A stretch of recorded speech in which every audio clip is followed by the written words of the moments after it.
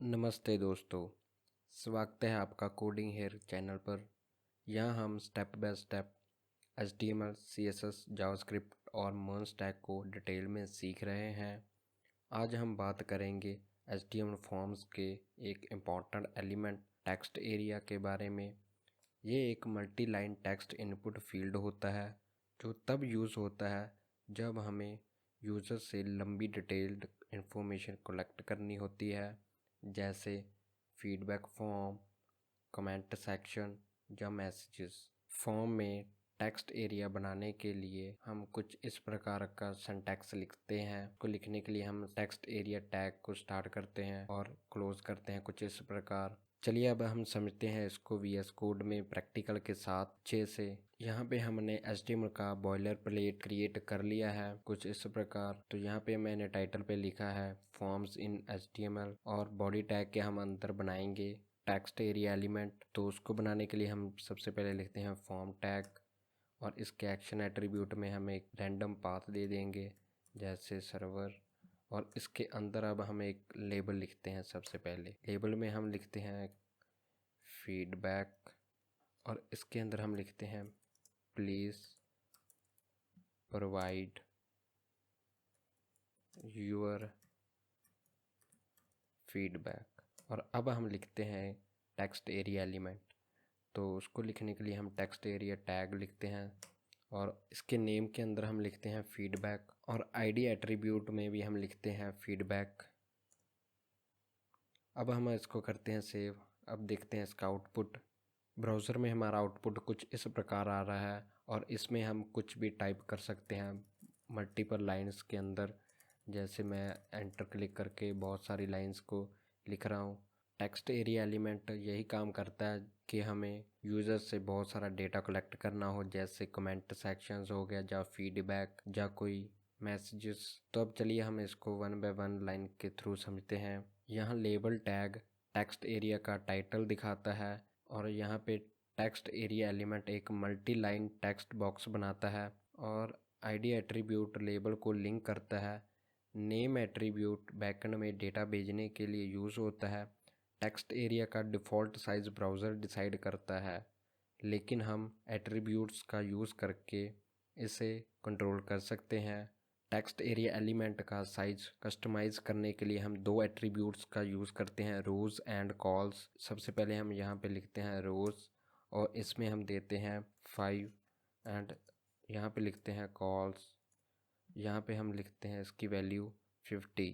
जो रोज़ एट्रीब्यूट होता है वो टेक्स्ट एरिया की हाइट लाइन काउंट में सेट करता है और जो कॉल्स एट्रीब्यूट होता है वो विड्थ को कैरेक्टर काउंट में सेट करता है।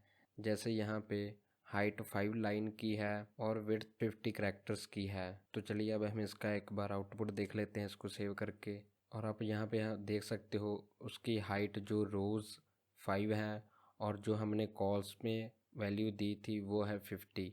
तो इसी तरह हम टेक्स्ट एरिया की हाइट और विड्थ को कस्टमाइज़ कर सकते हैं। मींस हम कंट्रोल कर सकते हैं साइज़ को with the cols and rows attribute के साथ। अगर हम चाहते हैं कि जब पेज लोड हो तो डिफ़ॉल्ट कुछ वैल्यू या टेक्स्ट लिखा हुआ आए टेक्स्ट एरिया के अंदर, तो उसके लिए आप टेक्स्ट एरिया के ओपनिंग और क्लोजिंग टैग के बीच में कोई टेक्स्ट लिखकर उससे डिफ़ॉल्ट वैल्यू बना सकते हो। जैसे हम यहाँ पे लिखते हैं this is default value. User इसे एडिट या रिमूव कर सकता है। जैसे अब हम इसका आउटपुट देखते हैं, एक बार इसको सेव करते हैं। अब देखते हैं रिफ़्रेश, यहाँ पे वो टेक्स्ट आ रहा है जो हमने डिफ़ॉल्ट सेट किया है पेज लोड होते ही। तो जो यूज़र होगा वो इसको एडिट या फिर फुली रिमूव कर सकता है।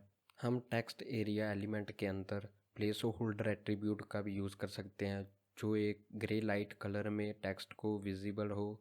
जैसे यहाँ पे हम प्लेस होल्डर लिखते हैं और इस लाइन को हम कट करके यहाँ पे पेस्ट करते हैं और अब इसको करते हैं सेव। आउटपुट देखते हैं। अब आप देख सकते हो यहाँ पे टेक्स्ट आ रहा है ग्रे लाइट कलर में। तो यहाँ पे यूज़र इसको एडिट या रिमूव नहीं कर सकता। जब यूज़र इस पर टाइप करना स्टार्ट करेगा ये डिसअपेयर हो जाएगा बाय डिफ़ॉल्ट। तो यहाँ पे हम लिखते हैं देख सकते हो मैंने जब इसको लिखना स्टार्ट किया तो ऑटोमेटिकली ये डिस्पेयर हो गया।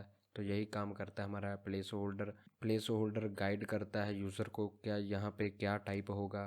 तो आगे चलकर हम प्लेस होल्डर एट्रीब्यूट को काफ़ी बार यूज़ करेंगे। अब हम एक रियल लाइफ एग्जांपल के साथ टेक्स्ट एरिया को समझते हैं। यहाँ पे हमने फॉर्म टैग को लिखा और इसके एक्शन एट्रीब्यूट में एक पाथ, रैंडम पाथ लिख देंगे और इसके अंदर हम एक लेबल क्रिएट करते हैं और फॉर एट्रीब्यूट में हम लिख देते हैं मैसेजेस और यहाँ पे लिखते हैं एक राइट योर मैसेज। और अब हम लिखते हैं टेक्स्ट एरिया टैग और इसके नेम एट्रीब्यूट में भी हम लिख देते हैं मैसेज और आईडी एट्रीब्यूट में भी हम लिख देते हैं मैसेज। आईडी एट्रीब्यूट में हमने वो वैल्यू लिखी जो फॉर एट्रीब्यूट में है। ये दोनों वैल्यूज़ जब सेम होंगी तो ये एक कनेक्शन बन जाएगा। जब हम इस टेक्स्ट पे क्लिक करेंगे तो ऑटोमेटिकली ये टेक्स्ट एरिया वाला इनपुट एक्टिव हो जाएगा और हम टेक्स्ट एरिया एलिमेंट का साइज कस्टमाइज़ करते हैं रोज़ एंड कॉल्स एट्रीब्यूट की सहायता से। रोज़ में हम लिखते हैं 6 एंड हम कॉल्स में लिखते हैं 50। अब यहाँ पे हम ब्रेक लाइन लेंगे क्योंकि हम अब सबमिट बटन बनाने वाले हैं। बटन बनाने के लिए हम बटन टैग लिखेंगे और इसमें हम लिखेंगे सबमिट। अब इसको करते हैं सेव। अब देखते हैं इसका आउटपुट क्या आता है। तो पेज रिफ़्रेश करने पे हमारा ये आउटपुट आया है और अब हम यहाँ पे क्लिक करते हैं तो हमारा टेक्स्ट एरिया एलिमेंट एक्टिव हो गया है। यहाँ पे हम लिखते हैं दिस इज़ माई मैसेज और अब हम इसको सबमिट करते हैं और आउटपुट में देखते हैं क्या आ रहा है। तो हमारे मैसेज नेम वैल्यू में आया है ये कुछ आउटपुट। अभी के लिए हम इसकी आउटपुट को कैसे आई है, कैसे प्रोसेस होगी, इसको हम बाद में देखेंगे जब हम जावास्क्रिप्ट में सर्वर साइड स्क्रिप्टिंग करेंगे तो इसको अच्छे से समझेंगे। अभी के लिए आप इसको देख सकते हैं हमारी आउटपुट जा रही है कुछ इस प्रकार बैकएंड में। अब हम समझते हैं इसका कोड। इस एग्जांपल में एक फॉर्म है जिसमें यूज़र मैसेज लिख सकता है। रोज़ और कॉल्स एट्रीब्यूट का यूज़ करके टेक्स्ट एरिया का साइज़ कंट्रोल किया गया है। जब फॉर्म सबमिट होगा मैसेज का डेटा बैकएंड में जाएगा। तो अभी हम सिर्फ HTML देख रहे हैं, प्रोसेसिंग बाद में कवर करेंगे। अब आपके लिए एक छोटा सा टास्क है।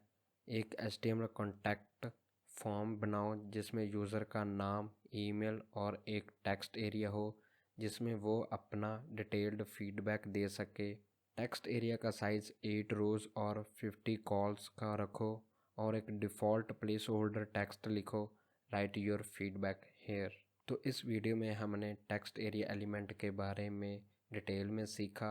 हमने देखा बेसिक टेक्स्ट एरिया का स्ट्रक्चर कैसे बनाते हैं, रोज़ और कॉल्स एट्रीब्यूट का यूज़, डिफ़ॉल्ट टेक्स्ट कैसे सेट करते हैं। यहाँ पे एक रियल लाइफ फॉर्म एग्जांपल जिसमें टेक्स्ट एरिया का प्रैक्टिकल यूज़ होता है।